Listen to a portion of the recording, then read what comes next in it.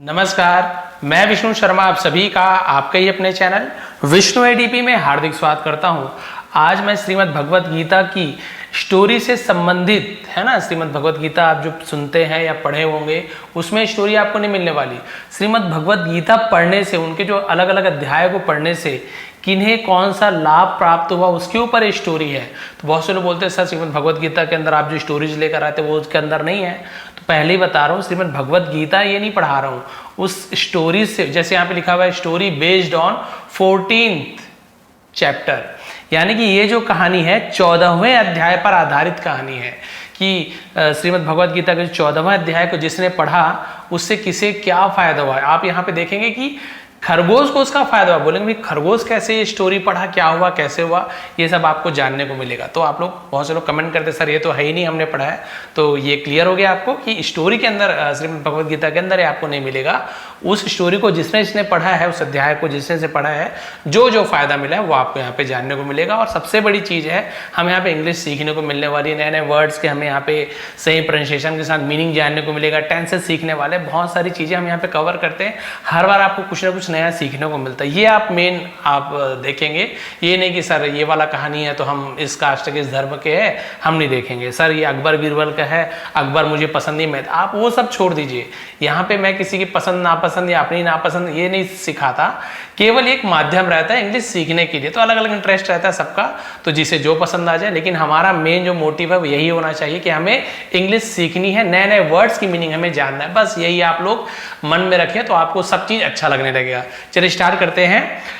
Chasing the rabbit. Chasing यानी क्या होता है? चेस करना, जिसे हम बोलते हैं पीछा करना। बोलते हैं रन चेस कर रहे थे या रन चेस करना है तो रन का पीछा करना, वही होता है चेस। तो चेसिंग यानी होता है पीछा करना। द रैबिट खरगोश, खरगोश का पीछा करना। चलिए देखते हैं भाई, ऐसे टाइटल दिया गया तो क्या हुआ, कैसे हुआ, इसे मैंने अभी बताया। Story based on 14th chapter, यानी जो कहानी है बेस्ड यानी आधारित है, ऑन यानी पर, 14th यानी 14वें, 14 जो बोलते 14वें चैप्टर यानी होता है अध्याय, तो 14वें अध्याय पर आधारित कहानी। चलिए देखते हैं भाई कौन सी कहानी है। विक्रम बेताल। अभी विक्रम बेताल की कहानी नहीं, आप लोग कंफ्यूज मत होइए, सर विक्रम बेताल की कहानी तो आप कल ही पढ़ाए थे फिर ले आए। ये विक्रम बेताल है, वो ये राजा का नाम ही विक्रम बेताल था। तो विक्रम बेताल वॉज द रूलर ऑफ, देखिए इसका राज्य अलग है, ठीक है, सिंहल द्वीप है ना, सिंहल द्वीप, एम लिखा बट इसे अम की मात्रा के जैसे यूज किया था, सिंहल द्वीप, सिंहल द्वीप ऐसे कहा जाएगा। द्वीपा लिखा हुआ है बट आप सभी को तो रामाकृष्ण विवेकानंदा ए जोड़ देते हैं लास्ट में। तो विक्रम बेताल वॉज यानी था या थे बोल सकते हैं, द रूलर यानी शासक, ऑफ यानी के सिंहल द्वीप किंगडम, किंगडम यानी होता है राज्य। तो विक्रम बेताल सिंहल द्वीप राज्य का शासक था। He was a courageous man, वह था यानी एक करेजियस, करेजियस यानी क्या होता है, करेज यानी आपको पता ना हिम्मत, करेजियस यानी होता है साहसी, उसे हम करेजियस कहते हैं। मैन वो एक साहसी व्यक्ति था, हिम्मत वाला आदमी था। एंड हैड यानी था, हिज रॉयल हॉबीज, और उसके अपने शाही शौक थे। क्या थे? शाही शौक थे। भाई सबका अलग अलग शौक होता है, तो उनके शाही शौक थे। क्या शौक था देखिए, हाँ ठीक है, वन ऑफ हिज हॉबीज यानी उसके हॉबीज में से एक। अब हॉबीज यानी क्या बताया था, शौक है ना, तो उनके शौकों में से एक शौक था, वॉज यानी था हंटिंग, हंटिंग यानी आप सभी को पता है हंट कर रहे हैं, शिकार करना, तो शिकार करना उनके शौकों में से एक शौक था। वन डे एक दिन, he was on a hunting trip, he was वह थे, ऑन यानी पर, अ हंटिंग ट्रिप, हंटिंग ट्रिप यानी क्या बोल सकते हैं कि जैसे शिकार की यात्रा पर थे, ऐसे ट्रिप यानी यात्रा होता है, शिकार की यात्रा पर थे। विथ हिज फ्रेंड्स अपने दोस्तों के साथ, एंड कोर्टियर्स, कोर्ट यानी दरबार, कोर्टियर्स यानी दरबारियों, तो अपने दोस्तों और दरबारियों के साथ शिकार की यात्रा पे थे। दे हैड 2 बिचेस है ना, दे हैड यानी उनके थे, 2 बिचेस है ना, बिचेस यानी कुतिया जो होता है ना, कुत्ते का स्त्रीलिंग कुतिया ऐसे बोल सकते हैं। तो क्या थे उसके पास, 2 कुतिया भी थी, अलॉन्ग देम यानी उनके साथ, तो अलॉन्ग का यूज किया जाता है।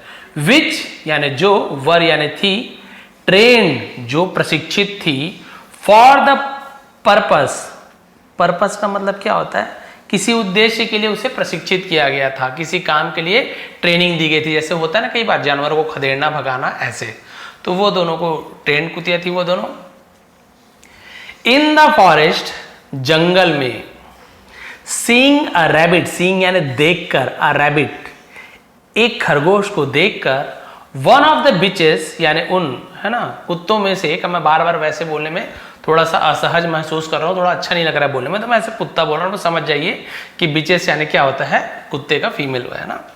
वन ऑफ द बिचेस, तो कुत्तों में से एक, रैन आफ्टर इट, रैन यानी दौड़ी, आफ्टर यानी पीछे, इट यानी इसके या उसके, तो उसके पीछे वो भागी दौड़ी, ठीक है। तो रैन क्या है, रन का सेकंड फॉर्म रैन होता है, तो उसके पीछे भागा।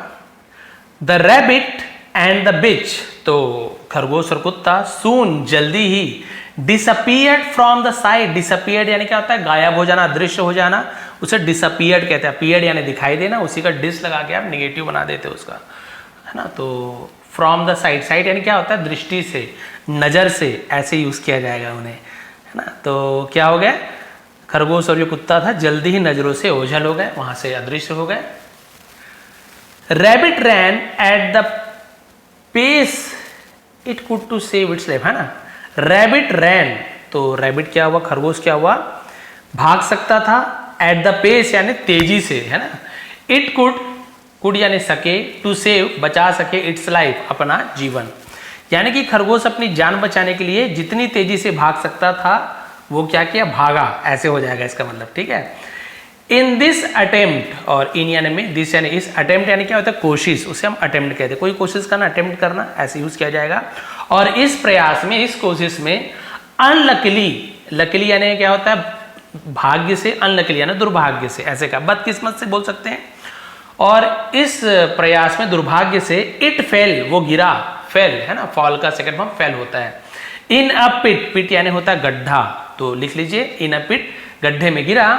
एंड सवियरली इंजर्ड, ठीक है, सवियरली का मतलब क्या होता है, गंभीर रूप से, उसे हम सवियरली कहते हैं, गंभीर रूप से। तो लिखना चाहे तो सवियरली को भी लिख सकते हैं। पढ़ने में देखिए ऐसा लग रहा है, सेवरली ऐसा लग रहा है, बट सवियरली लिखते हैं, तो आप अपने भाषा में सवियरली लिख लीजिएंगे, जैसे मैं वाले हिंदी में लिख रहा हूँ इस प्रकार से, है ना, सवियरली ऐसे मैं लिख रहा हूँ। तो आप लोग हो सकता है उर्दू भाषी हो, पंजाबी हो, जिसे हिंदी नहीं समझ आ रहा है, तो अपने ही भाषा में वो सरल करके इसे लिख सकते हैं, है ना। तो आप लोग देख लेंगे, इंजर्ड यानी बुरी तरीके से घायल हो गया। येट यानी होता है फिर भी, ऐसे यूज किया जाता है, फिर भी। इट रोज अगेन, रोज क्या है, रोज यानी गुलाब होता है, बट ये रोज यानी गुलाब वाला रोज नहीं है, राइज, RIS, राइज का सेकेंड फॉर्म रोज होता है। राइज यानी कहते उठना, है ना, उसी का रोज, उठा, ऐसे यूज किया जाएगा। लेकिन क्या हुआ, फिर भी वो उठा, अगेन यानी फिर से उठा, टू रन, दौड़ने के लिए। वर्ब के साथ टू का यूज किया जाए तो हम के लिए ऐसे यूज किया जाता है, टू रन दौड़ने के लिए, टू ईट खाने के लिए, टू ड्रिंक पीने के लिए, ज्यादातर, एक दो अपवाद आपको मिल जाएगा बट ज्यादातर, है ना। और टू के बाद यदि कोई नाउन हो, जैसे किसी का नाम हो, जंगल हो, पिताजी हो, माँ हो, किसी का कोई भी चीज हो, कोई नाउन हो यदि, तो फिर टू प्रेपोजिशन होता है, संबंध बताता है। तो दौड़ने के लिए फिर से खड़ा हुआ। एंड रीच्ड, और पहुंचा, अ प्लेस, एक जगह में पहुंचा, विच, जिसमें, रिसेंबल्ड हेवन ऑन अर्थ, रिसेंबल्ड। अब रिसेंबल्ड यानी क्या था, हम इसे बोल सकते हैं कि जो ऐसे था कि हेवन ऑन अर्थ है ना, धरती में स्वर्ग के जैसा था। अब इसको बिल्कुल हिंदी में जैसे बोलूं तो हिंदी में बोलते हैं कि सदृश से होना, बिल्कुल उसी प्रकार से होना, वैसा लगना, उसे हम रिसेंबल्ड कहते हैं। इसे लिख लेंगे। तो जो ऐसा प्रतीत होता था, ऐसा सदृश होता था, कैसे, हेवन ऑन अर्थ, धरती में स्वर्ग के जैसा लगता था, ऐसे जगह में वो पहुंच गया। कौन, वो खरगोश। There was a complete calmness, there was, वहां था, ऐसे यूज किया गया है, बट हम वहां था नहीं बोलेंगे, क्योंकि आप सभी को पता है, हर बार बताता हूं, ये देयर यहाँ पे इंट्रोडक्टिव वर्ड है, वहां पे था ऐसे नहीं बोलेंगे।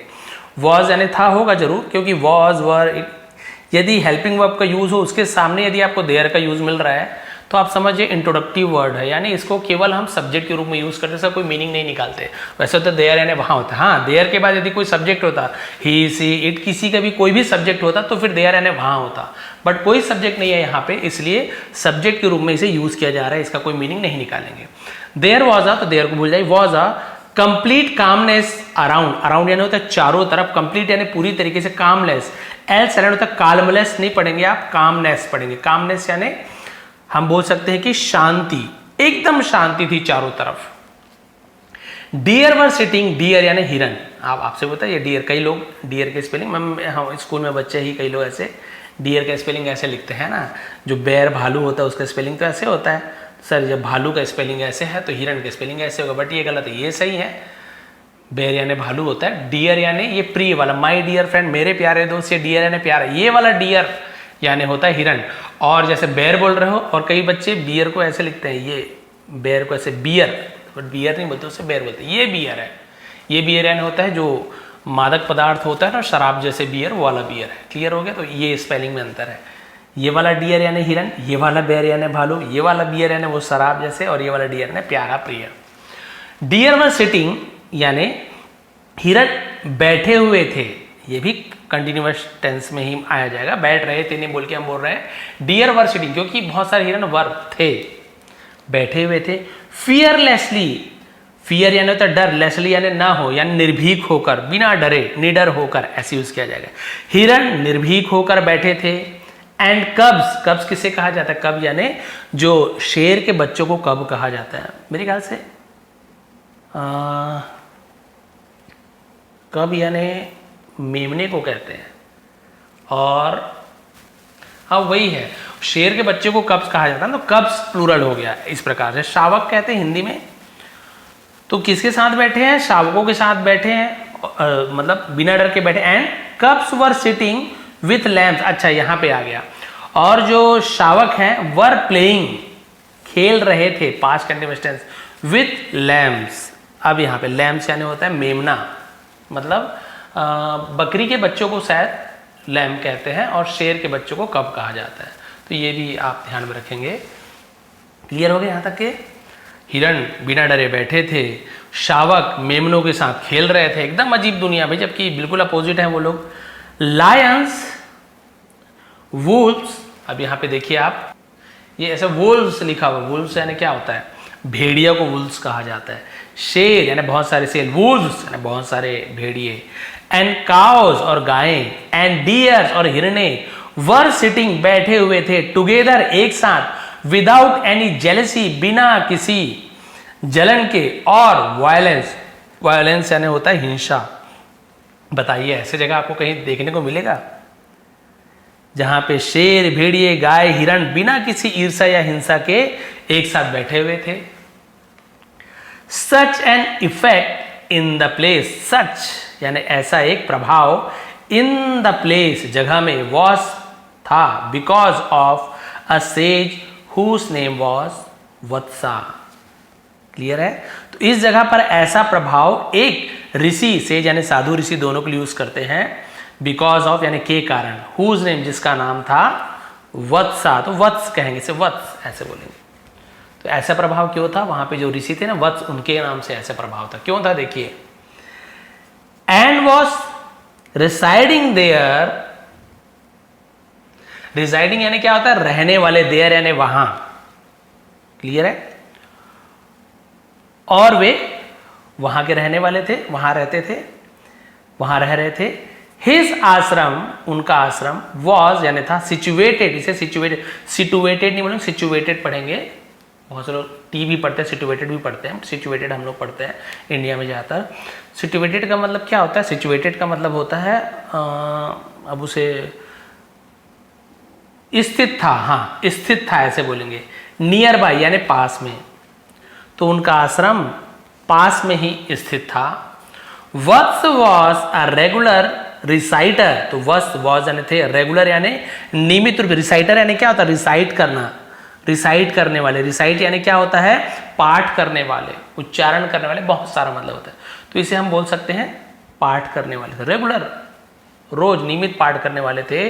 और 14th chapter of Bhagavad Gita यानी श्रीमद् भगवत गीता के 14वें अध्याय का वो रोज पाठ करने वाले वो साधु थे। कौन? वत्स, रोज पाठ करते 14वें अध्याय का। यही तो महत्व है ना स्टोरी का। देखिए अब क्या होता है, वो रोज पाठ करते थे तो उसका क्या प्रभाव पड़ा, किस पे प्रभाव पड़ा। The rabbit also felt a spiritual relief in the place, और जो रैबिट था, खरगोश था, ऑल्सो यानी भी, फेल्ट यानी उसे भी महसूस हुई, फील का सेकंड फॉर्म होता है फेल्ट, उसे भी महसूस हुआ स्पिरिचुअल, ठीक है, TUL चुअल ऐसे पलते हैं, स्पिरिचुअल रिलीफ, आध्यात्मिक राहत इन द प्लेस, जगह में, उस जगह में उसे भी आध्यात्मिक राहत महसूस हुई। येट फिर भी इट वॉज इंजर्ड, फिर भी वह बहुत ज्यादा क्या था, घायल था, वेरी मच बहुत ज्यादा, सो इसलिए टुक इट्स लास्ट ब्रीथ, और उसने अपना ब्रेथ यानी होता है, हम बोलते हैं ना सांस, लास्ट अंतिम सांस, तो अंतिम सांस लास्ट ब्रेथ है ना, इसी में इट जुड़ जाता है तो ब्रीद ऐसे हो जाता है, तो वो वर्ब हो गया, ये नाउन ऐसे यूज किया जाता है। तो उसने अपने आखिरी सांसें ली, क्योंकि बहुत ज्यादा घायल था, लेकिन वो जगह को देखा उसने, बिल्कुल स्वर्ग जैसा लग रहा था। इट्स बॉडी कोलैप्स्ड, और उसकी, इसका उसका दोनों के लिए इट्स का यूज किया जाता है, तो उसका शरीर कोलैप्स यानी क्या होता है, ढह गया, गिर गया, ऐसे यूज किया जाएगा। इन मड, मड यानी होता है कीचड़, कीचड़ में उसका शरीर धंस गया। सरप्राइजिंगली, सरप्राइजिंगली यानी हम बोल सकते हैं आश्चर्य से, हैरानगी से। द सोल ऑफ रैबिट यानी खरगोश की आत्मा, टुक डिवाइन फॉर्म, टुक यानी लिया, डिवाइन फॉर्म का मतलब क्या होता है, दिव्य रूप धारण कर लिया, टेक का शब्द टुक होता है। एंड डिपार्टेड, डिपार्टेड मतलब क्या होता है, चले जाना, प्रस्थान करना, टू हेवन, और स्वर्ग की ओर उसने क्या किया, प्रस्थान किया। बताइए, खरगोश की जो आत्मा थी उसने एक दिव्य स्वरूप ले लिया। देखिए, हम जब जीवित हैं तो कोई खरगोश है, कोई कुत्ता है, कोई शेर है, हम मनुष्य हैं, कोई महिला है, कोई पुरुष है, अलग अलग रूप है। पर जैसे ही हमारी मृत्यु होती है, हमारी जो आत्मा है उसका कोई आकार प्रकार रंग रूप कुछ नहीं होता, आत्मा वो एकदम निराकार होता है, और वो आत्मा का कोई शरीर रंग रूप कुछ नहीं होता, वो आत्मा सबका एक जैसे रहता है, उतना ही बड़ा रहता है आत्मा सबका। वो आत्मा जिसमें फिट हो जाए वो चलने लग जाता है। ठीक है, क्लियर है ये आप जान। तो एक दिव्य स्वरूप लिया और स्वर्ग चला गया खरगोश का शरीर। बिहाइंड द रैबिट यानी कि खरगोश के पीछे, ऐसे बोलेंगे। द बिच यानी वो जो कुत्ता थी बोल सकता हूं, ऑल्सो केम वो भी आई, टू द प्लेस वो भी उस जगह आई, तो कम का केम हो गया, कम केम कम, तो second form came, past simple tense. And some splash of the mud, splash यानी क्या होती है, छींटे, उसे स्प्लैश कहा जाता है। और कीचड़ की कुछ छींटे touched her body too, touch यानी छुआ, हर यानी उसकी बॉडी को, शरीर को, टू यानी भी, टू यानी बहुत भी होता है, टू यानी भी होता है। और कीचड़ की कुछ छींटे उसके शरीर पर भी लग गए, यानी जब वो पीछे पीछे वो जो है ना, वो जो कुत्ता था उसके पीछे जब आया, तो अब खरगोश मरने के बाद जैसे ही वो नीचे गिरा कीचड़ में, तो वो जो छींटे उड़ी थी वो भी इस है ना कुत्ते के शरीर पे वो छींटे भी लग गई। अनदर वंडर हैपन, अनदर यानी दूसरा, वंडर यानी हम आश्चर्य, हैपन यानी हुआ, हैपन का सेकंड फॉर्म हैपन, एक और आश्चर्य हुआ। द बिच ऑल्सो डाइड, और वो जो है ना कुत्ता थी वो भी क्या हो गई, मर गई। And turn into divine form, और वो भी टर्न यानी बदल गई, इनटू यानी में डिवाइन फॉर्म, फिर वही दिव्य रूप में, वो भी दिव्य रूप में बदल गई। इट्स सोल उसकी आत्मा भी, ऑल्सो यानी भी, वेंट यानी गई, टू द हेवन स्वर्ग गई, लाइक यानी जैसे, दैट ऑफ हैबिट उस खरगोश के शरीर की आत्मा के जैसे भी उसकी आत्मा भी स्वर्ग में चली, बिल्कुल वैसे ही। अब देखिए, खरगोश भी स्वर्ग चला गया कीचड़ में धंस के, उस कीचड़ का छींटा इस कुत्ते पर पड़ी, वो भी कहाँ चली गई, वो भी स्वर्ग चली गई, ऐसे फॉर्म रूप लेकर। बताइए भाई, कीचड़ में क्या बात है, अभी आपको जानने को मिलेगा। एट सम डिस्टेंस, एट जब जगह बताता तो एट का यूज किया था, सम डिस्टेंस कुछ दूरी पर, अ डिसाइपल ऑफ सेज वत्सा यानी जो संत, जो ऋषि वत्स के शिष्य, डिसाइपल है शिष्य होता है। सॉ देखा, सी सॉ सीन, तो हम सॉ का यूज करेंगे। द इवेंट, इवेंट यानी होता घटना, तो ऋषि वत्स के शिष्य ने घटना देखी। एंड ही स्माइल और मुस्कुराया, एट द साल्वेशन, साल्वेशन यानी क्या होता है, साल्वेशन का मतलब होता है जैसे हम बोलते हैं ना कि मुक्ति, उसे साल्वेशन कहा जाता है। ऑफ रैबिट एंड बिच, और उस कुत्ते और खरगोश की मुक्ति पर वो मुस्कुराया। उसे पता था क्या हुआ है, अभी हमें नहीं पता, हमें पता चलने वाला है। But he was not the only witness, लेकिन सिर्फ वो ही विटनेस यानी क्या था, गवाह, लेकिन इस घटना का अकेला वो गवाह नहीं था। ऑफ द इवेंट यानी इस घटना का वो अकेला गवाह नहीं था। King Vikram saw it too, राजा विक्रम ने भी इसे देखा। यानी देखिए, जब उसे दिव्य रूप लेके दोनों गए ना, तो केवल उस शिष्य ही नहीं देखा, राजा विक्रम जो शिकार करने गए थे उसने भी देखा, क्योंकि वो भी अपने कुत्ते के पीछे पीछे दौड़ के आया था, पीछे पीछे कि भाई कहाँ जा रहे हैं, खरगोश को पकड़ना, ये सब उसने भी देखा है चमत्कार, ये क्या हो रहा है, कैसे हो रहा है। अब देखिए आखिर ये ऐसा क्यों हुआ। ठीक है, ही केम नियर, वह केम यानी आया, नियर यानी पास में, द डिसाइपल शिष्य के पास आया, एंड आस्क्ड रेवरेंटली, फिर देखिए वैसी वाली बात आ गई, मतलब प्रोनाउंसिएशन की बात आ गई। इसे हम पढ़ेंगे रेवरेंटली, ठीक है, बिल्कुल ऐसे स्पेलिंग आपको पता है, और हम उसे रेवरेंट यहाँ पर रेवरेंटली पढ़ेंगे। रेवरेंटली लिख लीजिए, रेवरेंटली, ऐसे रेवरेंटली है ना, रेवरेंटली, ऐसे रेवरेंटली। इसका मतलब होता है आदर से, सम्मान से, रिस्पेक्ट से, उसे रेवरेंटली कहते हैं, आदर। ठीक है, तो उसने सम्मान से, आदर से क्या किया, पूछा, आस्क्ड, आदर पूर्वक पूछना। ब्राह्मण, आई एम लिखा हुआ है, तो एक्चुअल में आई एम है, शॉर्ट में आई एम ऐसे बोल देते हैं। आई एम अमेज्ड, मैं आश्चर्यचकित हूं, हैरान हूं, विद द इंसिडेंट यानी इस घटना से, दैट जो हैज हैपन्ड हुआ है, घटा है, दिया है, लिया है, चुका है, चुकी है।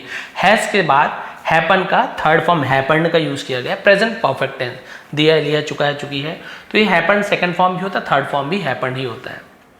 जो घटना अभी घटित हुई है, उस घटना से मैं हैरान हूं।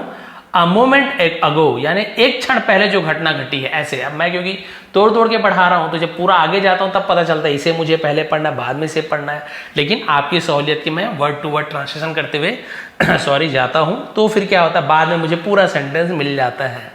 ठीक है, तो इसे पूरा सेंटेंस को बोलेंगे तो कैसे होगा, कुछ क्षण पहले ही घटित हुई घटना से मैं हैरान हूं, आश्चर्यचकित हूं। प्लीज, कृपया। क्लैरिफाई, क्लैरिफाई यानी कहते हैं क्लियर करना, स्पष्ट करना, उसे क्लैरिफाई कहते हैं। कृपया स्पष्ट करें, हाउ यानी कैसे, एंड वाई और क्यों, द रैबिट एंड द बिच खरगोश और वो जो कुतिया थी, ट्रांसफॉर्म बदल दिया, इनटू गॉड्स देवता में कैसे बदल गए, दिव्य रूप में वो कैसे बदल गए, ये बताओ भाई।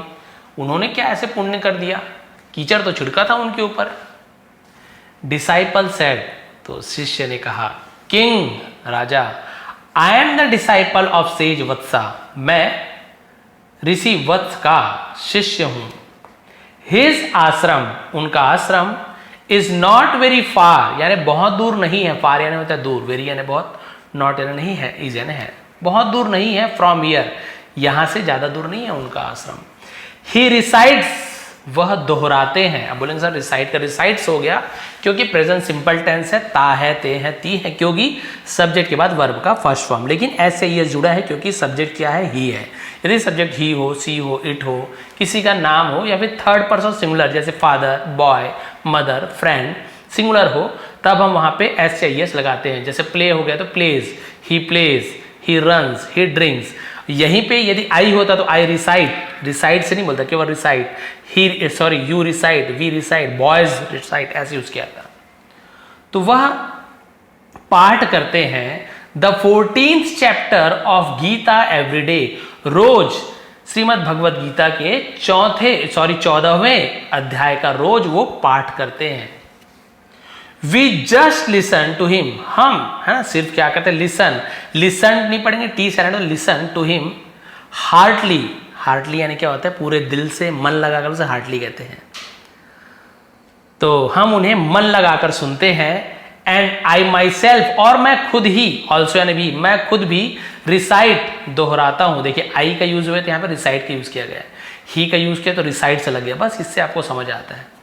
द वर्सेस, वर्सेस यानी क्या, तो छंदों को, श्लोकों को, मंत्रों को वर्सेस कहा जाता है। क्लियर है? तो उसने कहा भाई कि मैं भी क्या करता हूं, श्लोकों का पाठ करता हूं। The calmness you feel, calmness यानी क्या होती है, शांति। यू फील, आप महसूस करते हो, यू के साथ फील, सब्जेक्ट के बाद वर्ब का फर्स्ट फॉर्म, ये भी प्रेजेंट सिंपल टेंस है, ता है, ती है, यहीं पे ही होता तो ही फील्स हो जाता। इन द इन्वायरमेंट, इन्वायरमेंट यानी क्या होता है, वातावरण, वातावरण में जो भी शांति का अनुभव होता है, is only a small effect of the sacred, ये सिर्फ एक छोटा सा प्रभाव है of the sacred verses, sacred यानी पवित्र, से सेक्रेट कहा जाता है, वर्सेस। क्लियर हो गया यहाँ तक कि अच्छे से आपको समझ आ गया? तो वो क्या है, छोटा सा एक प्रभाव है, इन श्लोकों का छोटा सा प्रभाव है। And about the animals turning into gods, और अबाउट यानी के बारे में, विषय में, the animals turning into gods, और जो जानवर देवताओं में बदल गए उसके बारे में है ना, बता रहे हैं। द रैबिट एंड द बिच, खरगोश और जो कुतिया थी, टच्ड द मड, उन्होंने क्या किया था, कीचड़ को टच किया था, स्पर्श किया था, वो भी अनजाने में। Produced by the water, produced यानी क्या होता है, जो निर्माण किया गया था, उत्पन्न किया गया था, बाय द वाटर, पानी के द्वारा। आई वॉश्ड माई लेग्स विथ, मेरे पैरों को है ना, जिससे मैं धोया था, मेरे पैर धोने के जल से उत्पन्न कीचड़ को उन्होंने क्या किया था, छू लिया था। बताइए कि वो जो बिच थी, वो जो रैबिट था, वो जो खरगोश थे, वो तो नहीं पढ़ सकते 14वां अध्याय श्रीमद् भगवत गीता के, लेकिन उसका महत्व यहाँ पे बताया गया है कि मैं उसका रोज पाठ करता हूँ। मेरे ऋषि जो गुरुदेव हैं वो इनका रोज पाठ करते हैं, हम ध्यान से सुनते हैं, और पाठ करने के बाद हम जब अपने रोज पैर धोते हैं, है ना, रोज पैर धोने के बाद जो पानी जो बहता है, उस पानी से ही इस कीचड़ का निर्माण हुआ था। और धोखे से जब इसी कीचड़ में वो डूब के जब इनकी मृत्यु हो गई, तो ये कीचड़ भी उतना ही पवित्र हो गया था जितना 14वां अध्याय सुनने में जो हम पवित्र हो चुके हैं ना, तो हमारे जो चरणों की जो पानी है वो भी इतना ही ज्यादा पवित्र हो चुका था। और उस कीचड़ को टच करके ही, है ना, करने के बाद जब उनकी मृत्यु हुई तो वो सीधा देवताओं में बदल गए, सीधा स्वर्ग लोक को प्राप्त कर गए। मृत्यु तो हुई लेकिन नरक नहीं गए, वो सीधा स्वर्ग चले गए, यानी इतना ज्यादा महत्व है। This is the soul effect, और यही क्या है, सोल इफेक्ट है, यानी एकमात्र प्रभाव है, और भगवत गीता का यही एकमात्र प्रभाव है, नथिंग एल्स, और कुछ नहीं। ये श्रीमद् भगवत गीता के 14वें अध्याय का ही प्रभाव, और कुछ नहीं। किंग वॉज इन वंडरमेंट, और राजा वंडरमेंट, वंडर आपको पता है आश्चर्य, वंडरमेंट यानी क्या होता है, हम जैसे बोल सकते हैं कि आश्चर्य से, तो आश्चर्य से राजा ने स्टिल आफ्टर क्लैरिफिकेशन, यानी कि स्पष्टीकरण के बाद भी राजा अभी भी क्या थे, हैरान थे। ही फर्दर आस्क्ड, उसने आगे पूछा, Brahmin the things is clarified about their salvation, है ना, जो चीज है वो स्पष्ट होना बाकी है उनका साल्वेशन का। साल्वेशन यानी क्या होता है, उनकी मुक्ति का। ठीक है भाई, पवित्र हो गया कीचड़, लेकिन वो मुक्त कैसे हो गए, ये क्या बात है। But a point is yet to be clear, है ना, उनका जो thing is clarified about their service, ठीक है, उनकी जो मुक्ति का जो चीज थी, बात थी, वो स्पष्ट हो गया है, लेकिन एक बिंदु अभी भी है, क्या करें, टू बी क्लियर यानी स्पष्ट किया जाना बाकी है, विच इज पजलिंग मी, जो मुझे पजल कर रही है, यानी कि हैरान कर रही है, ऐसे बोल सकते हैं। यहां तक क्लियर हो गया? तो उन्होंने कहा कि भाई मुझे एक बात हैरान कर रही है, वो अभी क्लियर नहीं हुआ है। आई सॉ योर फेस, मैंने आपका चेहरा देखा था, with a meaningful smile. Meaningful smile का मतलब क्या होता है, यानी हम जिसे बोल सकते हैं अर्थपूर्ण मुस्कान देखी थी आपके चेहरे पर। वेन यू सा, जब आपने देखा था, देम गोइंग टू हेवन, जब उसे आप टू हेवन, जब उसे स्वर्ग जाते हुए आपने देखा था, तब आपके चेहरे में मैंने एक अर्थपूर्ण मुस्कान देखा था ना। आपको इसके बारे में पता था कि ये स्वर्ग जाने वाले, वही मैं जानना चाहता हूँ, क्या हुआ, कैसे हुआ, what was the reason behind, बस इतना बचा है, इसके पीछे का क्या कारण था, बताइए मुझे। राजा को अभी उत्सुकता हुई। ब्राह्मण रिप्लाइड स्माइलिंगली, है ना, स्माइलिंगली ऐसे। तो ब्राह्मण मुस्कुराते हुए उत्तर दिया, किंग राजा, आई स्माइल्ड बिकॉज ऑफ ऑब्जर्विंग, मैं मुस्कुराया क्योंकि, ऑब्जर्विंग यानी क्या होता है, ऑब्जर्व करना यानी क्या होता है, किसी भी चीज को बिल्कुल ध्यान से निरीक्षण करना, उसे ऑब्जर्व कहते हैं, ध्यान से देखना। ऐसे मैं observing into their previous life, उनके पिछले जन्मों को देखकर मैं मुस्कुराया, ऑब्जर्व करके मैं मुस्कुराया। द रैबिट वॉज अ ब्राह्मण इनफैक्ट, और जो रैबिट था वो इनफैक्ट ने वास्तव में क्या था, वो ब्राह्मण था।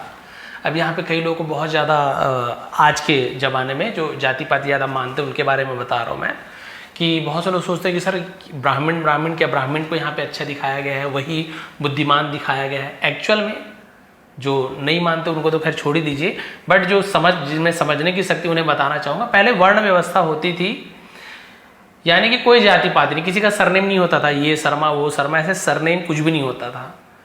4 लोग हैं, हम 4 दोस्त हैं, चारों गुरु के आश्रम में जाते थे, चारों पढ़ते, जैसे राजा राम और जो निषाद राज थे ना, जो उन्होंने नाव से पार कराई थी, वो दोनों एक ही साथ पढ़े थे, एक साथ एक ही गुरुकुल में पढ़े हुए थे। अब बताइए, मित्र थे मान के चलिए, तो एक साथ पढ़ते थे। अब उन चारों में जैसे हम चारों गए, आप भी गए, मैं भी गया, हमारे दोस्त भी गए, एक साथ पढ़े लिखे।